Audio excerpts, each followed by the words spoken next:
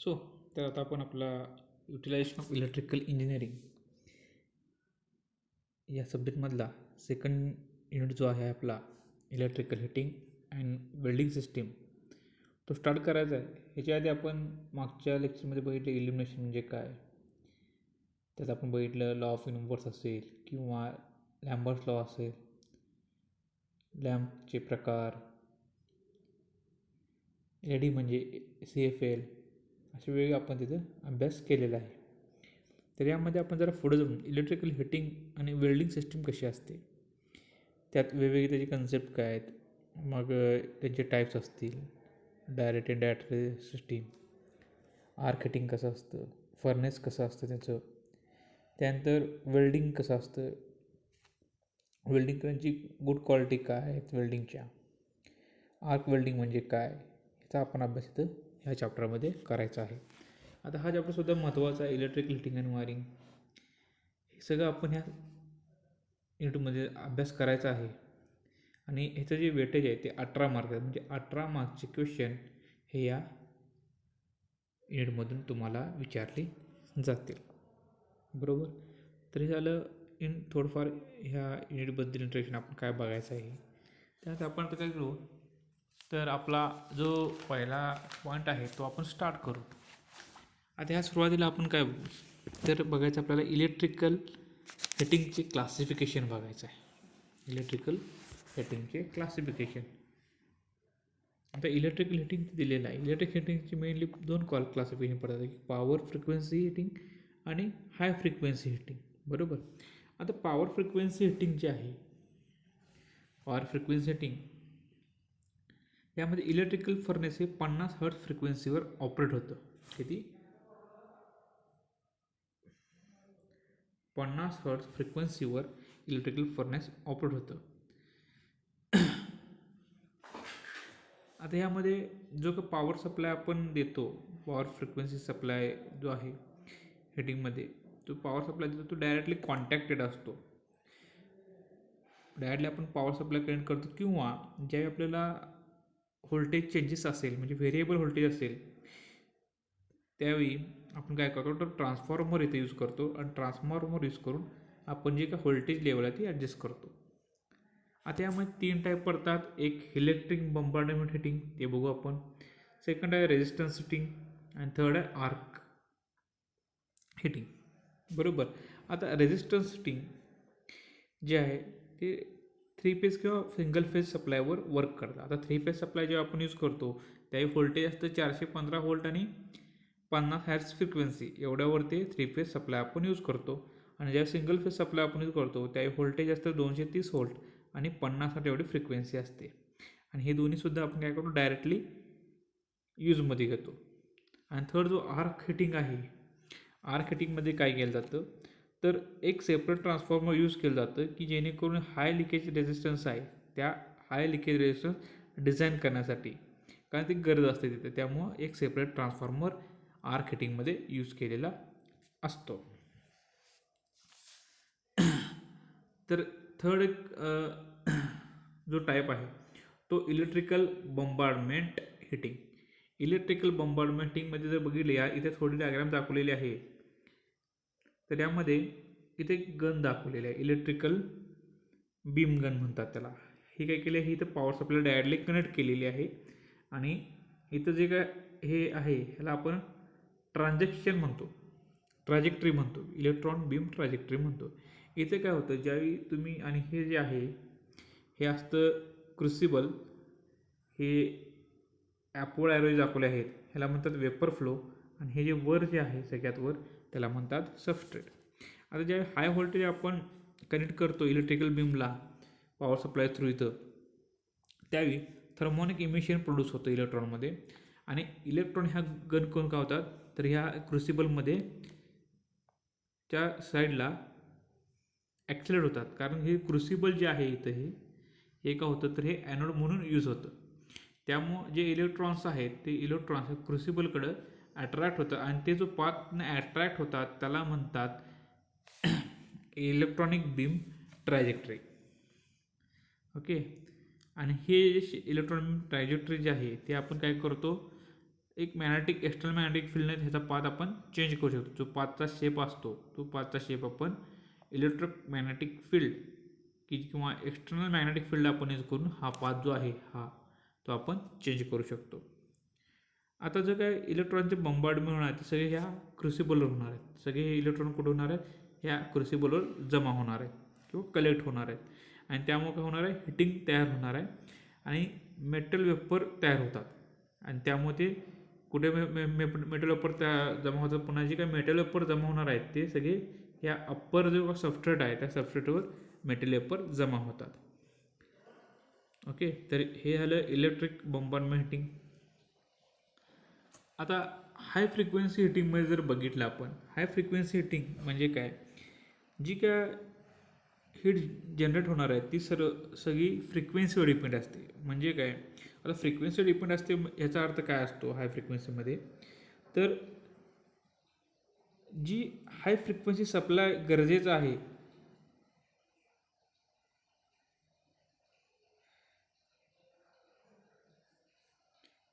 High frequency heating ही हिटिंगचे type आहे की ज्यासाठी हाय फ्रिक्वेन्सी आपण सप्लाय करतो आणि त्यातून हीट निर्माण करतो. आता याच्यामध्ये कोणते टाईप्स आहेत? तर डायइलेक्ट्रिक हिटिंग एक आहे इथे दाखवलेला, आणि सेकंड जो आहे तो आहे इंडक्शन हिटिंग. इंडक्शन हिटिंगमध्ये डायरेक्ट इंडक्शन हिटिंग आहे, इनडायरेक्ट इंडक्शन हिटिंग आहे, बरोबर. आणि इथे जी काही फ्रिक्वेन्सी आहे ती फ्रिक्वेन्सी हाय असते, म्हणजे हर्ट्समध्ये नसते तर मेगा हर्ट्समध्ये फ्रिक्वेन्सी असते. आणि ते यूज करून आपण एक सेपरेट सप्लाय आपल्याला गरजेचा असतो की हाय फ्रिक्वेन्सी हिटिंगसाठी. हाय फ्रिक्वेन्सी हिटिंगसाठी सुद्धा एक काय असतो? एक सेपरेट सप्लाय आपल्याला गरजेचा असतो. तर त्यानंतर ह्यामध्ये जर बघितलं तर हे झाले दोन सेपरेट पार्ट. त्यानंतर इथं रेजिस्टन्स हिटिंगमध्ये डायरेक्ट रेजिस्टन्स हिटिंग आहे, इनडायरेक्ट रेजिस्टन्स हिटिंग आहे, बरोबर. डायरेक्टमध्ये काय केलं जातात तर ह्यांचा जो काही कॉन्टॅक्ट आहे, जे सपोज इथे इलेक्ट्रोड दिलेले आहे दोन, त्या इलेक्ट्रोडचा डायरेक्ट कॉन्टॅक्ट येतो. जे आपण AC किंवा DC सप्लाय देतो त्या इथं कॉन्टॅक्टमध्ये जातात. डायरेक्ट हिटिंग म्हणजे काय ते आता आपण पुढचा पॉईंट बघायचा आहे. इनडायरेक्ट हिटिंग रेजिस्टन्स आहे तो पण पॉईंट पुढचा आपण बघायचा आहे, बरोबर. आर्कमध्ये सुद्धा डायरेक्ट आर्क हिटिंग आहे, इनडायरेक्ट आर्क हिटिंग, ह्याचा सुद्धा आपण अभ्यास इथं करायचा आहे. हे सगळे पॉईंट आपण इथं स्टेप बाय स्टेप बघायचे आहेत.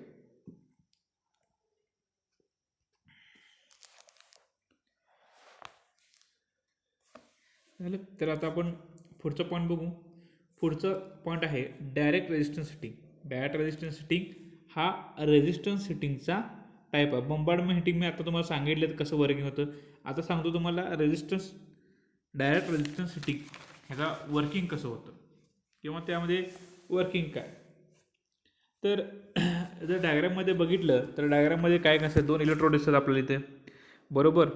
थर्मल इन्सुलेशन आपण जे काही फर्नेस आहे ते यूज केलं. थर्मल इन्सुलेटेड चेंबरमध्ये ते आपण दोन इलेक्ट्रोड प्लेस करतो.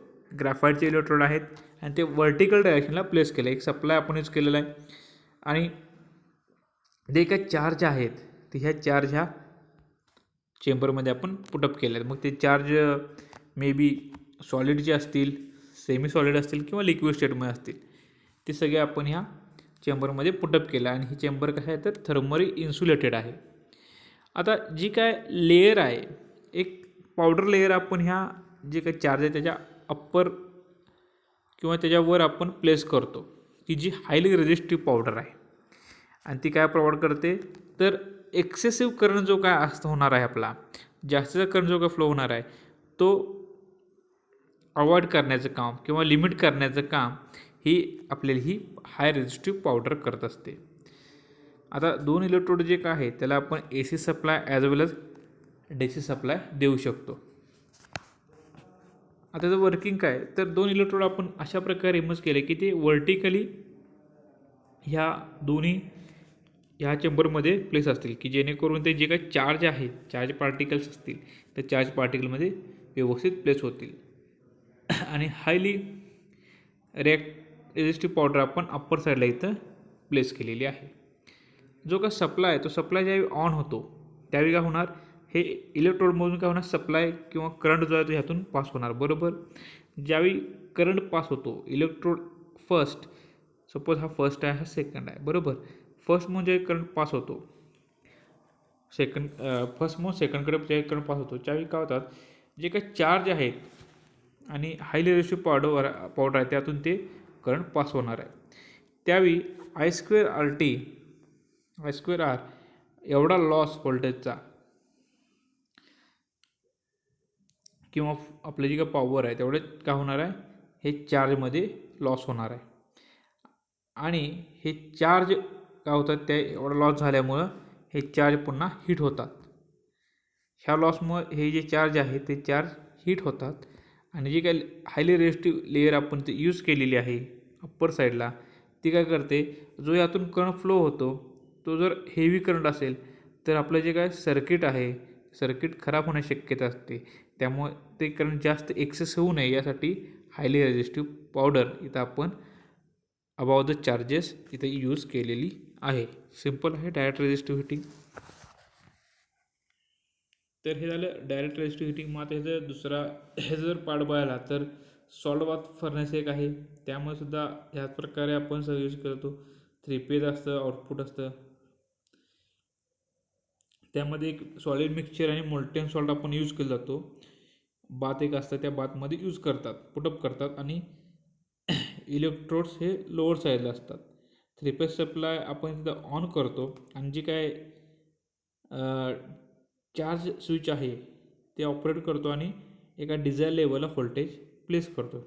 कशामध्ये, तर सॉल्ट बाथ फर्नेसमध्ये याचा टाईप आहे तो. आणि त्यामध्ये जे काही सॉल्ट आहे ते हिटेड होतं आणि जो काही सॉल्ट आहे म्हणजे आपण जो काही मोल्टन सॉल्ट तिथे यूज करणार तो स्टिरिंग ॲक्शन परफॉर्म करून जे काही गॅसेस प्रोड्यूस होतात त्या हिटिंग प्रोसेसमध्ये ते टेकआउट करतो आपण ॲज अ एक्झॉस्ट फॅन. ते जे काय आपलं फर्नेस असतं फर्नेसच्या टॉपला असतात. तर हे झाला ह्याचा डायरेक्ट रेजिस्टन्स हिटिंगचा एक आणखीन टाईप. त्यामध्ये काय होतं ते सिम्पली विदाउट डायग्राम सांगितलेलं आहे. जर माहिती हवी असेल तर बुक एकदा चेक करा. तर हे झालं डायरेक्ट रेजिस्टन्स हिटिंग. त्यानंतर नेक्स्ट बघू आपण indirect resistance heating. Indirect resistance heating किंवा त्याला आपण म्हणतो रेजिस्टन्स ओव्हन. आता यामध्ये एक वर्टिकल चेंबर आहे, त्यात आपण म्हणतो हिटिंग चेंबर.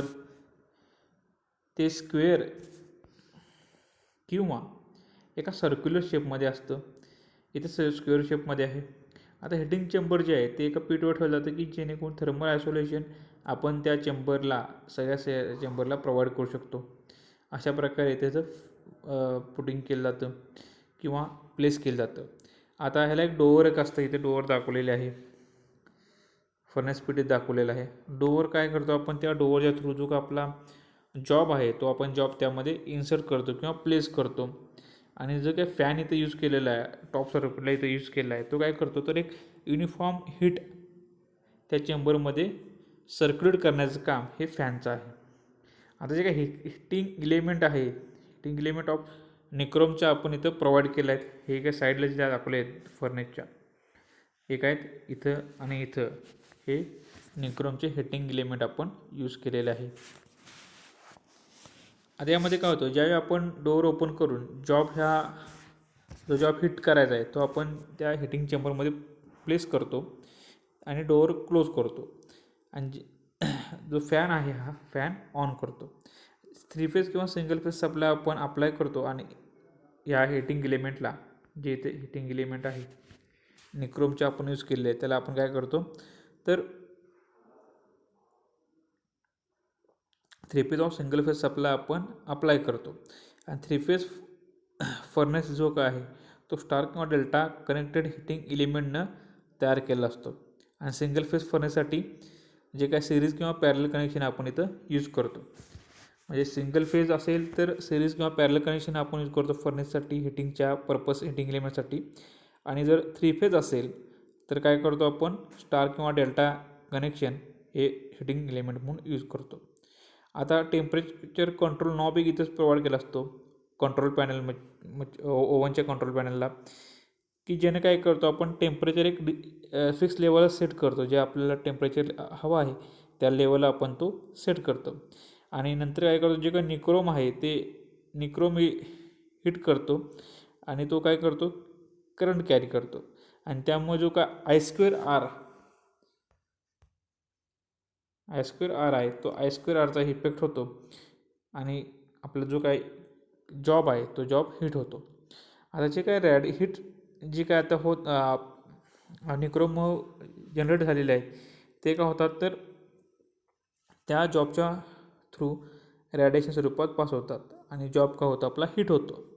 आता हा जो इथं फॅन यूज केला हा काय करतो तर युनिफॉर्म जे काही हिटिंग जे आता आपल्या इथे तयार झाले आहे ते जॉबच्या युनिफॉर्मली सगळ्या साईड्सला जे काय हीट आहे ती मिळण्यासाठी आपण जो फॅन आहे तो फॅन यूज करतो. मग ती जी काय हीट असेल ती एअरमध्ये असेल किंवा हीटच्या फॉर्ममध्ये असेल. इथं ऑटोमॅटिक टेम्परेचर कंट्रोल जे काय फीचर आहे ते प्रोव्हाइड केलं असतं की जेणेकरून आपला जो काय फर्नेसचं जे काय आपण टेम्परेचर मेंटेन केलेलं आहे ते ॲटोमॅटिकली कंट्रोल होऊ शकेल.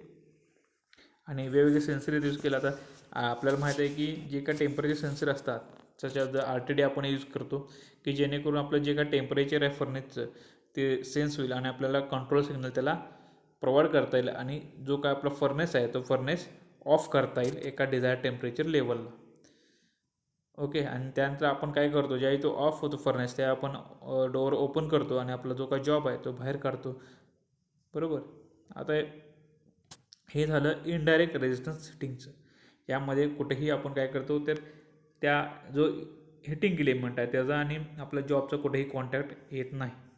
बरोबर. तर हे झालं सेकंड पॉईंट. तर इथं आपण बघितले डायरेक्ट हिटिंग इनडायरेक्ट हिटिंग. त्यानंतर आपण पुढचा पॉईंट बघू रिक्वायरमेंट ऑफ हिटिंग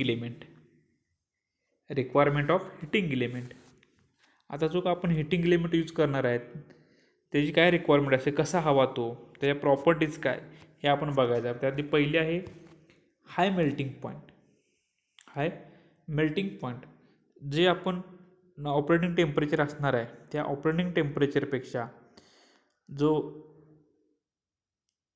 इलेमेंट आहे त्या इलेमेंटचा मेल्टिंग पॉईंट हा नेहमी ऑपरेटिंग टेम्परेचरपेक्षा हाय हवा किंवा हायर पाहिजे. ही जी पहिली प्रॉपर्टी आहे. सेकंड आहे हायर स्पेसिफिक रेजिस्टन्स. मटेरियलची जी काय रेजिस्टिव्हिटी आहे ही हाय हवी आहे आणि जर रेजिस्टिव्हिटी ही जर हाय असेल तर त्याची लेंथ काय असते स्मॉलर असते. आणि थर्ड जे आहे low temperature coefficient of resistance. म्हणजे काय जे काय रेजिस्टन्स असतं ते टेम्परेचरच्या अकॉर्डिंग व्हॅरी होत असतं. बरोबर. जर स्मॉल चेंज झालं तरीसुद्धा काय होतं आपला रेजिस्टन्स जो आहे तो रेजिस्टन्स चेंज झाला नाही पाहिजे. त्यामुळं आपण काय करतो आणि मोर झालं आणि मच मोर कधी ज्यावेळी टेम्परेचर इन्क्रीज झालं तर ते जो काय रेजिस्टन्स आहे तो रेजिस्टन्स इन्क्रीज झाला नाही पाहिजे. त्यामुळे आपण काय करतो जो काय रिलेशन आहे कोइफिशियंट आहे त्या रेजिस्टन्स इलेमेंटचा तो रेजिस्टन्स टेम्परेचर कोइफिशियंट काय करतो आपण लो ठेवतो. आणि ऑक्साडायझिंग जे काय टेम्परेचर असतं ऑक्सिडायझिंग टेम्परेचर ते जास्तीत जास्त आपण ठेवण्याचा इथं प्रयत्न करतो. त्यानंतर फोर्थ आहे डक्टाईलमध्ये एक कन्व्हिनियंट शेप आणि साईज हवे आहे की मटेरियलची त्यामध्ये एक डक्टाईल प्रॉपर्टी सॅटिस्फाय करतील. मेकॅनिकल स्ट्रेंथ आहे फिफ्थ पॉईंट. त्यामध्ये काय तर विथस्टँड व्हायब्रेशन जे काय आहेत ते व्हायब्रेशन बरोबर तो जो काय इलेमेंट आहे तो आपला तिथं व्यवस्थित प्लेस झाला पाहिजे. मग मेकॅनिकली म्हणजेच काय तर मेकॅनिकल तो स्ट्रॉंग असा इलेमेंट हवा आहे. आणि अँटी करोजिव्ह आपल्याला जो काय आहे तो अँटी करोजिव्ह इलेमेंट आपला आहे. म्हणजे काय तर जे काय केमिकल फ्युम्स म्हणजे केमिकलचे जे काय धूर असतात किंवा वाफ असते केमिकलची त्यामुळे जो आपला इलेमेंट आहे तो इलेमेंट काय व्हायला पाहिजे तर गंजला नाही पाहिजे. म्हणजे त्याला कोरोजिव्ह म्हणतात. बरोबर. अशा प्रकारचा इलेमेंट आपण इथं यूज करतो. आणि कॉस्ट महत्त्वाचं सगळ्यात आहे कॉस्ट ही मॉडरेट हवी. जास्तीत जास्त जर कॉस्टचा विचार आपण वापरला तर आपली कॉस्ट ज्याचा नाही तो आपल्याला not preferable. So cost should be moderate पाहिजे आपली. तर हे सगळे जे काही इलेमेंट आहेत हे आपण काय करतो, हिटिंग इलेमेंट जे आहे त्या रिक्वायरमेंट किंवा त्याची प्रॉपर्टी ह्या प्रकारची हवी आहे. समजलं तर इथं बघितलं आपण हिटिंग इलेमेंट. त्यानंतर नेक्स्ट पॉईंट बघू, मेथड ऑफ टेम्परेचर कंट्रोल. आता जे काय टेम्परेचर कंट्रोल आहे त्याचे वेगवेगळे मेथड आहेत. मग ते बघू आपण. Temperature control of resistance furnace ह्याची वेगवेगळे मेथड बघू. त्याचं क्लासिफिकेशन पडतं. Variation of number of heating element, जे आपण हिटिंग इलेमेंट तिथे यूज करणार आहे त्यांचे वेगवेगळे नंबर असतात. ते नंबर जर आपण चेंज केले तर त्यावरून सुद्धा आपण काय करतो, टेम्परेचर कंट्रोल करू शकतो.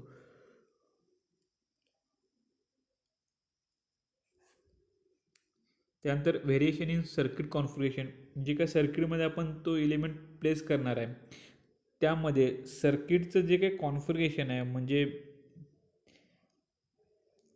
काय म्हणतात त्याला, रेजिस्टन्सचे कॉन्फिगरेशन, म्हणजे पॅरलल सिरीजमध्ये आपण कनेक्ट करणार आहे का सिरीज पॅरलमध्ये, कशा प्रकारे ते कॉन्फिगर करणार आहे सिंगल फेज फर्नेसचं असेल, त्यावर सुद्धा काय होतं तर आपला जो काय टेम्परेचर आहे तो आपण कंट्रोल करू शकतो.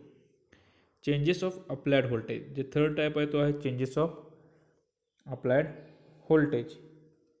इथं काय करतो, ज्या आपल्याला व्होल्टेज चेंजेस करायचे ते आपल्याला माहिती आहे की आपण काय करतो, जर मॅक्झिमम व्होल्टेज असेल ट्रान्सफॉर्मर विथ टॅपिंग, त्यातला पहिला पॉईंट आहे ट्रान्सफॉर्मर विथ टॅपिंग. ट्रान्सफॉर्मर आपण यूज करतो. आपल्याला माहिती आहे ट्रान्सफॉर्मरला प्रायमरी वायंडिंग असतात, सेकंडरी वायंडिंग असतं. म्हणजे आपण तिथं सेकंडरी वायंडिंग जर कमी केले आणि प्रायमरी वायंडिंग जर जास्त ठेवले तर काय होतात, प्रायमरी जर जास्त आणि सेकंडरी जर कमी ठेवले तर आपण स्टेप डाऊन ट्रान्सफॉर्मर यूज करतो. आणि त्या जशा प्रकारे टॅपिंग होईल त्या प्रकारे काय होतं तर आपल्याला आउटपुटला किंवा जो काय इलेमेंट आपण आहे त्या इलेमेंटला व्होल्टेज हे मिळत असतं. हे झालं ट्रान्सफॉर्मर टॅपिंग. त्यानंतर आपलं आहे की book boost transformer. Book boost ट्रान्सफॉर्मरमध्ये काय केलं जातं तर एक सिंगल प्रायमरी आणि 2 सेकंडरी वायंडिंग इथे यूज करतात. एकच प्रायमरी वायंडिंग असतं आणि 2 सेकंडरी वायंडिंग यूज असतं. सेकंडरी आपण काय करतो, एक डिफरंट कॉन्फिगरेशननं कनेक्ट करतो. इन सेन्स द सिरीजमध्ये कनेक्ट करतो. बूस्ट मोडमध्ये काय होतं तर 2 सेकंडरी हे सिरीजमध्ये कनेक्ट केले जातात. बूस्टमध्ये काय केलं जातं तर 2 जे सेकंडरी वायंडिंग आहेत ते सिरीजमध्ये कनेक्ट जातात. मग त्यांची पोलॅरिटीची ॲडिशन केली जाते आणि त्यामुळं काय होतं, दोन्हीची ॲडिशन होतं व्होल्टेज. बरोबर काय, दोन्ही व्होल्टेजची ॲडिशन झाल्यामुळे इफेक्टिव्ह व्होल्टेज आपल्याला जास्त मिळतो. आणि त्यामुळे जो काय करंट फीड होणार आहे ते सुद्धा काय होतं आहे, जास्त करंट फीड होणार आहे. सिमिलरली बक मोडमध्ये काय होतं, सेकंडरी वायंडिंग हे आपण ऑपोजिशन पोलॅरिटीने कनेक्ट करतो. ऑपोजिशन पोलॅरिटीमध्ये कनेक्शन केल्यामुळे काय होतं, जे काय व्होल्टेज असतात बोथ वायंडिंग ते काय होतात एकमेकापासून सबट्रॅक्ट होतात आणि आपल्याला कमी व्होल्टेज आपल्याला आउटपुटला मिळतं. हे झालं बुक बूस्ट ट्रान्सफॉर्मर. त्यानंतर थर्ड आहे ॲटो ट्रान्सफॉर्मर. ॲटो ट्रान्सफॉर्मर तुम्हाला माहीत आहे काय करतं तर एक प्रायमरी वायंडिंगवर एक टॅप असतं आणि जशा प्रकारे आपल्याला व्होल्टेज हवा आहे तर त्या प्रकारे आपण काय करतो, सेकंडरी वायंडिंग आणि प्रायमरी एकच असतात. बरोबर, व्हेरिएबल व्होल्टेजचं प्रोव्हाइड करणारे एक ॲटो ट्रान्सफॉर्मर आहे आणि त्यामुळे आपण टेम्परेचर स्मूथली कंट्रोल करू शकतो. स्मॉल कॅपॅसिटी फर्नेससाठी अशा प्रकारचे जे काही ॲटो ट्रान्सफॉर्मर आहे ते आपण यूज करतो. त्यानंतर सिरीज रिॲक्टर. सिरीज रिॲक्टरमध्ये काय करतात, एक रिॲक्टर इथे यूज करतात. सिरीज रिॲक्टर हा जो फर्नेस किंवा इलेमेंट जो आहे आपला हिटिंग इलेमेंट, एक त्यामध्ये स्विच म्हणून ॲक्ट होतो आणि तिथं तो काय करतो तर एक त्याचा जो काय कॅपॅसिटर आहे तो कॅपॅसिटरचा पॉवर फॅक्टर इम्प्रूव्ह करतो आणि यामध्ये अशा प्रकारे जो काय टेम्परेचर कंट्रोल आहे ते टेम्परेचर कंट्रोल इथं कंट्रोल करतो. अशा प्रकारे आपण बघितलं रेजिस्टन्स फर्नेसमध्ये कशा प्रकारे टेम्परेचर फर्नेस यूज करतो ते क्लासिफिकेशन. तर इथंपर्यंत आपला जो काय पॉईंट आहे तो आता आपण थांबवू. नेक्स्ट लेक्चरला आपण नेक्स्ट पॉईंट बघू. थँक्यू.